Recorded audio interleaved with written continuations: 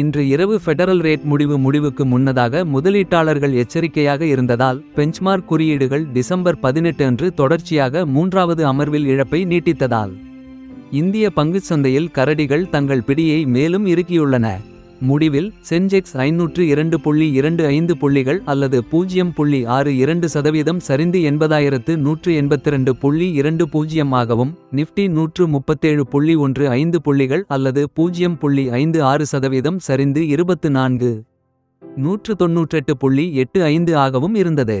வர்த்தகம் செய்யப்பட்ட 2880 பங்குகளில் 878 பங்குகள் அதிகரித்தன, 1922 பங்குகள் சரிந்தன, 80 பங்குகள் மாறாமல் இருந்தன.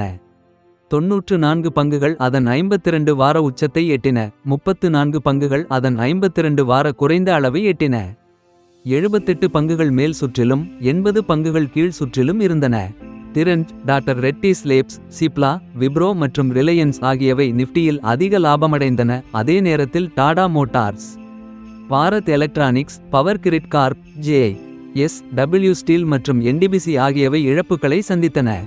துறை ரீதியில் பார்மா 1% உயர்வு தவிர மற்ற அனைத்து குறியீடுகளும் ஆட்டோ, எரிசக்தி, பிஎஸ்யு வங்கி, உலோகம், ஊடகம், ரியல் எஸ்டேட் ஆகியவை 0.5 முதல் 2% சரிந்தன. பிஎஸ்சி மிட்கேப் மற்றும் ஸ்மால் கேப் குறியீடுகள் தலா 0.5% சரிந்தன. இப்போது தனிப்பட்ட பங்குகள் பற்றிய செய்திகளை பார்ப்போம். அதற்கு முன்னதாக இந்த வீடியோ பிடித்திருந்தால் லைக் செய்யவும், சந்தேகங்களை கமெண்டில் கேட்கவும், மேலும் இதுபோன்ற வீடியோக்களுக்கு சப்ஸ்கிரைப் செய்யவும். என்வைரோ இன்ஃப்ரா என்ஜினியர்ஸ் பங்கு 10% சரிந்தன. முதலீட்டாளர்கள் அதன் இரண்டாவது காலாண்டு வருவாயை இன்று எதிர்பார்க்கிறார்கள். கடந்த 5 வர்த்தக அமர்வுகளில் 26% உயர்வுக்கு பிறகு இந்த கூர்மையான வீழ்ச்சி ஏற்பட்டுள்ளது. என்வைரோ இன்ஃப்ரா என்ஜினியர்ஸ் சந்தையில் சமீபத்தில் பட்டியல் இடப்பட்டு ஐபிஓ விலையை விட கிட்டத்தட்ட 50% பிரீமியத்தில் பட்டியலிடப்பட்ட பங்கு ஆகும். பாரதி ஹெக்ஸகாம் பலவீனமான சந்தையில் பங்குகள் 6%க்கும் அதிகமாக உயர்ந்தன. பங்குகளின் மேல்நோக்கிய போக்கு தொடர்ச்சியாக 2 நாட்கள் சரிவுக்கு பிறகு வருகிறது. இது ஒரு போக்கு தலைகீழாக மாறுவதை குறிக்கிறது. Trend reversal. ஸ்விக்கி பங்குகளின் சமீபத்திய புல் ஓட்டத்திலிருந்து லாபங்களை பதிவு செய்ய முதலீட்டாளர்கள் விரைந்ததால் பங்குகள் 1%க்கும் குறைவாக முடிவடைந்தன. நவம்பர் நடுப்பகுதியில் பட்டியலிடப்பட்டதிலிருந்து இந்த பங்கு ஸ்ட்ராங் பாயிங் நடவடிக்கையுடன் பரபரப்பாக உள்ளது. சந்தையில் அறிமுகமானதிலிருந்து பங்குகள் 33%க்கும் அதிகமாக உயர்ந்துள்ளன.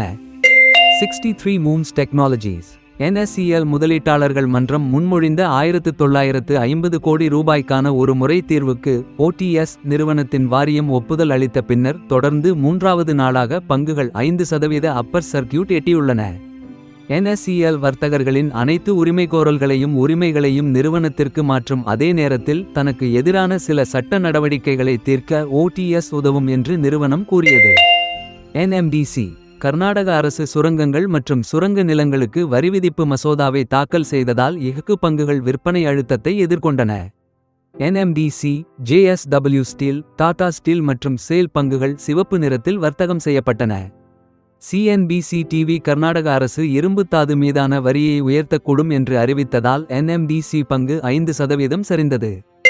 ஆக்ஸோ நோபல் லைவ் மின்ட் செய்தி அறிக்கையின்படி பிடலைட் இண்டஸ்ட்ரீஸ், JSW பெயிண்ட்ஸ் மற்றும் இண்டிகோ பெயிண்ட்ஸ் ஆகியவற்றுடன் இறுக்கமாக இருப்பதால் டியூலக்ஸ் பெயிண்ட்ஸ் தயாரிப்பாளருக்கான 2 முதல் 2.5 வரை பில்லியன் டாலர் ஒப்பந்த மதிப்பைச் சுற்றியுள்ள பேச்சுவார்த்தைகளுடன் பங்குகள் கிட்டத்தட்ட 7%க்கும் அதிகமாக உயர்ந்தன.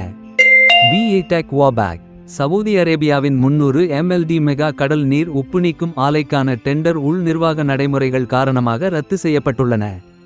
நிறுவனம் அறிவித்த பின்னர் பங்குகள் 14% வரை சரிந்தன. செப்டம்பர் 6ஆம் தேதி சவுதி நீர் ஆணையத்திடமிருந்து $317 மில்லியன் 2700 கோடி ரூபாய் மதிப்புள்ள ஆர்டரை நிறுவனம் பெற்றது.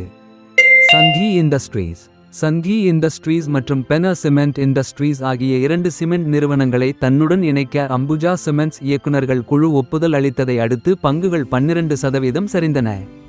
ஒப்பந்தத்தின் ஒரு பகுதியாக அம்புஜா சிமெண்ட்ஸ் பங்குதாரர்கள் வைத்திருக்கும் சன்கி இண்டஸ்ட்ரீஸின் ஒவ்வொரு 100 பங்குகளுக்கும் 12 ஈக்விட்டி பங்குகளை வெளியிடும். கேஃபீன் டெக்னாலஜிஸ் ஜெஃப்ரீஸ் ஒரு பாய் பரிந்துரையை வெளியிட்ட பின்னர் பங்கு விலை 7%க்கும் அதிகமாக உயர்ந்தது. ஒரு பங்குக்கு 1530 ரூபாய் என்ற அதிக இலக்கை ஒதுக்கியது. கடந்த ஒரு மாதத்தில் பங்குகள் 28 விழுக்காடுக்கும் அதிகமாக உயர்ந்தது. ட்ரோன் ஆச்சார்யா ஏரியல் இன்னோவேஷன்ஸ். ட்ரோன் சொல்யூஷன்களுக்காக கனடாவை தளமாக கொண்ட வாலட்டஸ் ஏரோஸ்பேஸ் நிறுவனத்துடன் கூட்டு சேர்ந்துள்ளதாக நிறுவனம் வெளியிட்ட பின்னர் பங்குகள் 7% வரை உயர்ந்தன. திங்களன்று ட்ரோன் என்ட்ரி ஏரியல் சர்வீசஸ் ஒரு துணை நிறுவனத்தை இணைத்த பிறகு பங்கு மேலும் 13% உயர்ந்தது. உங்கள் நேரத்திற்கு நன்றி. பங்குச்சந்தை செய்திகளுடன் மீண்டும் நாளை சந்திப்போம். Happy investing.